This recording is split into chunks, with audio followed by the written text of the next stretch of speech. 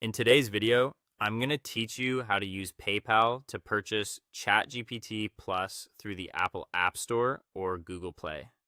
If you want to subscribe using PayPal, the first thing to know is that the payment usually goes through your Apple ID or your Google Play account, not directly inside the app itself.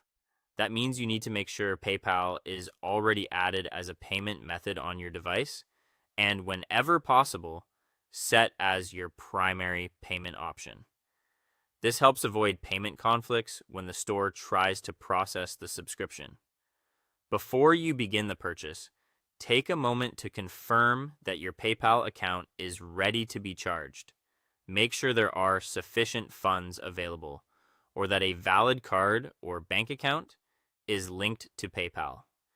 If the funding source on PayPal is outdated or unavailable, the subscription may be declined even if everything else looks correct.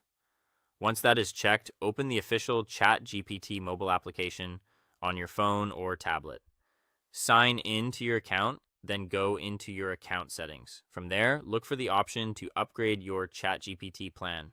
Select the upgrade option, then choose ChatGPT Plus. At this point, the purchase should be confirmed through the Apple App Store or Google Play, depending on your device. Follow the prompts carefully and verify that PayPal is the payment method being used. If everything is set up properly, the transaction should complete normally. If the payment is declined, don't worry. The most common fix is to review your PayPal funding source and billing information. Double check that the linked card or bank account is active and that the billing details in your store account are accurate.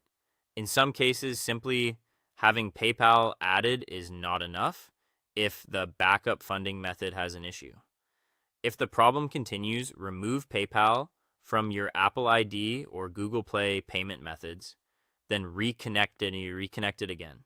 This can refresh the connection and resolve verification issues that sometimes block a purchase. After that, reopen the ChatGPT app and try the purchase again.